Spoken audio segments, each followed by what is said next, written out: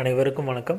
இந்த வீடியோவில் நம்ம எதை பற்றி பார்க்க போகிறோம் அப்படின்னா டிஎன்பிஎஸ்சி இந்தியன் பாலிட்டி, இந்திய அரசியலமைப்பு. டிஎன்பிஎஸ்சிக்கு ரிலேட்டடான இந்திய அரசியலமைப்பை நம்ம முழுசாக ஒரு தொகுப்பாக பார்த்துட்ருக்கோம். பார்ட் 1லேருந்து பார்ட் 15 வரையும் நம்ம பார்த்துட்டோம். இந்த வீடியோவில் நம்ம பார்க்க போகிறது பார்ட் 16. இந்த தொகுப்பு எதை ரிலேட்டடாக இருக்குன்னா டிஎன்பிஎஸ்சி குரூப் 1லேருந்து V.A.O எக்ஸாம் எல்லா விதமான காம்படிஷனுக்கும் தேவையான இந்திய அரசியலமைப்பை நம்ம ஒரு தொகுப்பாக பார்த்துட்ருக்கோம். அந்த வரிசையில் போன வீடியோவில் நம்ம எதை பற்றி பார்த்துருப்போம் அப்படின்னா சுப்ரீம் கோர்ட் உச்ச நீதிமன்றத்தோடைய அதிகாரங்களை பற்றி, பவர்ஸ் ஆஃப் சுப்ரீம் கோர்ட்டை பற்றி பார்த்துருப்போம். இந்த வீடியோவில் நம்ம பார்க்க போகிறது comptroller and auditor general of India. இந்த comptroller and auditor general of India அப்படின்னா யாருன்னா மத்திய அரசு இருக்கு இல்லையா, அந்த மத்திய அரசுடைய தலைமை தணிக்கைத்துறை அதிகாரி. இவரை பற்றி தான் பார்க்க போகிறோம். இவரை பற்றி சொல்லியிருக்கக்கூடிய ஆர்டிக்கல் என்னென்னா ஆர்டிக்கல் 148லேருந்து 115 வரையும் சொல்லியிருக்காங்க. ஃபஸ்ட்டு நம்ம பார்க்க போகிறது ஆர்டிக்கல் 148. ஆர்டிக்கல் 148 எதை பற்றி பேசுது அப்படின்னா இவரை பற்றி தான் பேசுது. Comptroller and auditor general of India, மத்திய அரசின் இருக்கக்கூடிய தலைமை தணிக்கைத்துறை அதிகாரி. இந்த ஆர்டிக்கல் 148 எதை பற்றி சொல்லியிருக்காங்க அப்படின்னா இவருடைய நோக்கம் என்ன, அதை பற்றி நம்ம தெரிஞ்சுக்கலாம். இவருடைய வேலை என்ன, இவர் என்ன வேலை பார்க்குறாரு மத்திய அரசில் அப்படின்னா ஊழலை கண்டுபிடிப்பாங்க. எதில் ஊழலை கண்டுபிடிப்பாங்க அப்படின்னா மத்திய அரசில் நிறைய கணக்கு வழக்குகளாக இருக்கும். அந்த கணக்கு வழக்குகளை சரி பார்த்து அந்த கணக்கு வழக்குகளை ஏதாவது ஊழல் நடைபெற்றிருக்கா அப்படின்னு சரி பார்த்து கண்டுபிடிக்க ஒரு வேலை தான் இவர் பண்ணிகிட்ருக்கார். இது ஷார்ட் ஃபார்மாக இவர் சிஏஜி அப்படின்னு சொல்லுவாங்க. தணிக்கைத்துறை அதிகாரியை சிஏஜி, கம்ப்ட்ரோலர் ஆடிட்டர் ஜெனரல், சிஏஜின்னு சொல்லுவாங்க. இவருடைய ரிட்டையர்மெண்ட் ஏஜ் 65 இயர்ஸ். இவர் ரிட்டையர்மெண்ட் ஆன அப்புறமா இவரால் ஒரு கவர்மெண்ட் ஜாப்லேயோ இல்லை ஒரு ப்ரைவேட் ஜாப்லேயோ போய் ஒர்க் பண்ண முடியாது. எதுக்காக அவங்களுக்கு இப்படி கொடுத்துருக்காங்க, ஏன் இவரால் ஒரு ப்ரைவேட் ஜாப்பில் போய் ஒர்க் பண்ண முடியாது அப்படின்னா இவருடைய வேலை என்ன, இவருடைய பதவி காலத்தப்போ அரசியல் நடக்கக்கூடிய கணக்கு வழக்கில் இருக்கக்கூடிய ஊழலை கண்டுபிடிக்கிறதா ஒரு வேலை. அப்போது இவர் ரிட்டையர்மெண்ட் ஏஜுக்கு அப்புறமா ஒரு ப்ரைவேட் ஜாப்லேயோ இல்லை ஒரு கவர்மெண்ட் ஜாப்லேயோ ஒர்க் பண்ணுறாரு அப்படின்னா இவர் அவருடைய பதவி காலத்தப்போ ஏதாவது தவறுகள் மேற்கொண்டிருப்பார், இவரே ஊழல் செஞ்சுருப்பார் அப்படின்ற ஒரு காரணத்துக்காக இவர் எந்த விதமான வேலைகளும் அதுக்கப்புறமும் நான் போகக்கூடாது அப்படின்றதுக்காக தான் இது கொடுத்துருக்காங்க. அடுத்து ஆர்டிக்கல் 149. இந்த ஆர்டிக்கல் 149 எதை பற்றி பேசுதுன்னா duties and powers of CAG, மத்திய தலைமை தணிக்கைத்துறை அதிகாரியோடைய கடமைகளையும் அவருடைய அதிகாரத்தை பற்றி பேசக்கூடிய ஒரு ஆர்டிக்கல் தான் ஆர்டிக்கல் 149. ஓகேங்களா. இந்த ஆர்டிக்கல் 149ல் எதை பற்றி குறிப்பிட்டிருக்காங்க அதெல்லாம் பார்க்கலாம். இவருடைய அதிகாரங்கள் மற்றும் கடமைகள், மத்திய அரசுக்கும் மாநில அரசுக்கும் உள்ள ரிலேஷன்ஷிப்பில் இருக்கக்கூடிய அந்த அதிகாரங்கள் இருக்குது. மத்திய அரசுக்கும் மாநில அரசுக்கும் உள்ள கணக்கு வழக்குகள் இருக்கும். அதை சரி பார்க்கறதுக்கு இவருடைய வேலை தான்.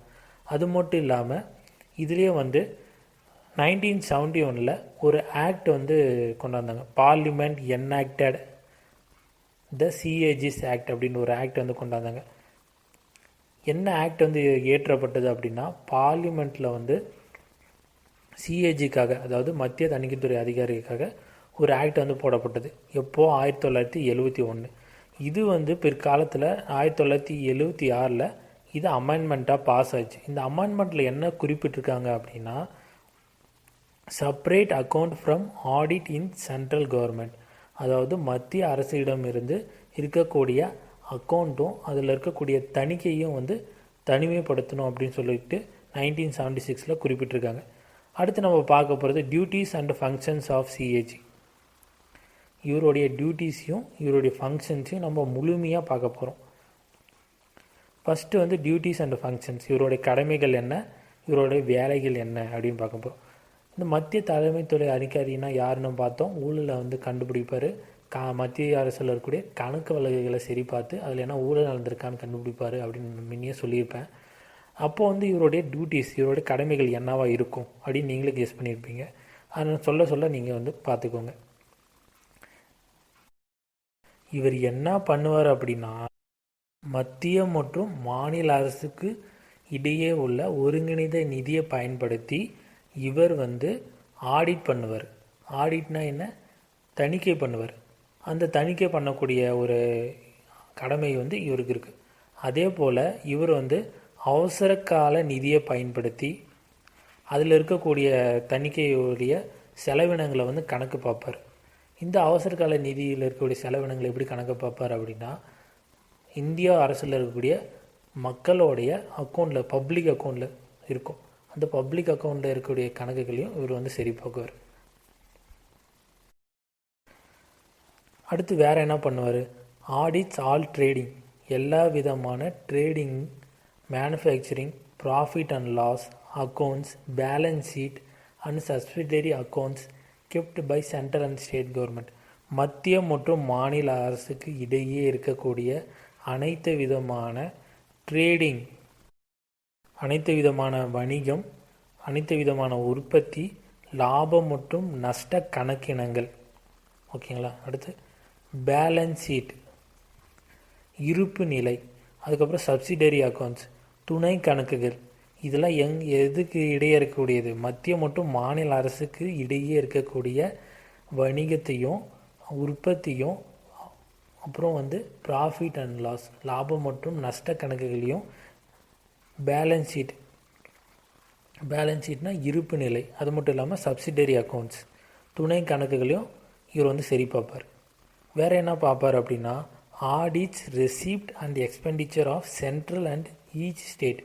இவர் வந்து தணிக்கை ரசீதுகளையும் வந்து சரி பார்ப்பார், அதே போல் செலவினங்களையும் வந்து சரி பார்ப்பார்.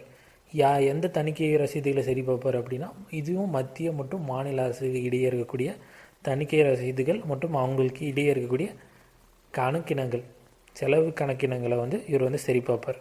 இவருடைய வேறு என்னென்ன வேலை இருக்குது அப்படின்னு பார்த்தீங்கன்னா, he audits receipt and expenditure of the following. இவர் வந்து தணிக்கை பண்ணுவார், ரசீதுகளை வந்து தணிக்கை பண்ணுவார், அது மட்டும் இல்லாமல் செலவினங்களை வந்து கணக்கு பண்ணுவார். அது என்னென்ன செலவினங்கள், என்னென்ன ரசீதுகளை அவர் சரி பார்க்குறாரு அப்படின்னு கீழே வந்து கொடுத்துருக்கோம். மொத்தம் 3 விதமாக அவர் பார்ப்பார். ஃபஸ்ட்டு வந்து all bodies and authorities subsidiary financed from central or state revenue. அதாவது எல்லா அதிகாரிகளுடைய கணக்கு, அதிகாரிகளும் கரெக்டான சமமான கணிசமான நிதியை வந்து அளிச்சிருக்காங்களா அப்படின்னு வந்து அவர் சரி பார்ப்பார். சரி பார்த்துட்டு அதை வந்து மத்திய மற்றும் மாநில அரசுடைய வருவாயில் வந்து அவர் வந்து சரி பார்ப்பார். வேறு என்ன பார்ப்பார் அப்படின்னா, கவர்மெண்ட் கம்பெனிஸ், அதாவது அரசு நடத்தக்கூடிய நிறுவனங்களில் இருக்கக்கூடிய கணக்குகளை சரி பார்ப்பார். வேறு என்ன பார்ப்பார்னா, other cooperation and bodies when so required by related laws. வேறு ஏதாவது நிறுவனங்களில் ஏதாவது லாஸ், வேறு தனியார் நிறுவனங்களோ இல்லை வேறு ஏதாவது நிறுவனங்களையோ சட்ட ரீதியான ஏதாவது டிஃபிகல்ட்டிஸ் இருந்தால் அதையும் வந்து இவர் போய் சரி பண்ணி அதையும் கணக்கு பார்ப்பார். அதே போல் இவர் வேறு என்ன பண்ணுவார் அப்படின்னா, ஹி ஆடிட்ஸ் ஆல் டிரான்சாக்ஷன்ஸ், எல்லா விதமான பரிவர்த்தனைகளையும் சரி பார்ப்பார். எந்த பரிவர்த்தனை சரி பார்ப்பார் அப்படின்னா, இங்கேயும் மத்திய மற்றும் மாநில அரசுக்கு இடையே இருக்கக்கூடிய பரிவர்த்தனைகளை இவர் வந்து சரி பார்ப்பார். பரிவர்த்தனைகள்னால் டிரான்சாக்ஷன்ஸ் வந்து சரி பார்ப்பார். அப்புறம் வந்து மூழ்கிய நிதி ஏதாவது இருக்கா, அப்புறம் வைப்பு நிதி ஏதாவது இருக்கா, அப்புறம் அட்வான்ஸ் ஏதாவது கொடுத்துருக்காங்களா, அடுத்து சஸ்பென்சிவ் அக்கௌண்ட்ஸ் ஏதாவது இருக்கா, அடுத்து ரிமீட்டட் பிஸ்னஸ், அனுப்பும் வணிகம் ஏதாவது இருக்கா அப்படின்ட்டு முழுமையாக அவர் வந்து சரி பார்ப்பார். அடுத்து audits receipt stock accounts and others with approval of president. இவர் வந்து ஒரு பங்கு கணக்குகளை சரி பார்க்கறதுக்கு முன்னாடி இவர் என்ன பண்ணுவார் அப்படின்னா, பிரசிடெண்ட்டுக்கிட்ட அப்ரூவல் வாங்குவார். அப்ரூவல் வாங்கிட்டு இவர் வந்து ஆடிட் பண்ணுவார், தணிக்கை பண்ணுவார். எதை தணிக்கை பண்ணுவார் அப்படின்னா, பங்கு கணக்குகளை தணிக்கை பண்ணுவார், வேறு விதமான கணக்குகளையும் தணிக்கை பண்ணுவார். யார்கிட்ட அப்ரூவல் வாங்கிட்டு, பிரசிடெண்ட்கிட்ட. அப்புறம் he audits accounts of any other authority when required by the president or governor. இவர் எந்த விதமான தணிக்கையும் வந்து இவர் வந்து சரி பார்ப்பார். யாரோட உத்தரவின் கீழ், பிரசிடெண்ட்டோட உத்தரவின் கீழ், அவர் உத்தரவின் கீழ் வந்து இப்போ சரி பார்ப்பார். அல்லது ஒரு கவர்னர்கிட்ட அதிகாரம் கொடுத்து கவர்னர் வந்து அப்ரூவல் கொடுத்தா அவர்கிட்டையும் வந்து சரி பார்ப்பார். ஆடிட்ஸ் ஆஃப் லோக்கல் பாடிஸ், கீழே இருக்கக்கூடிய சிறிய விதமான நிறுவனங்களையும் இவர் தணிக்கை கரெக்டாக இருக்கான்னு சரி பார்ப்பார். இந்த வீடியோவில் நாம் சிஏஜி பற்றி பார்த்தோம். சிஏஜினா யார்? மத்திய அரசினுடைய தலைமை தணிக்கைத்துறை அதிகாரி. இவருடைய வேலை என்னன்னு பார்த்தோம். இவருடைய வேலை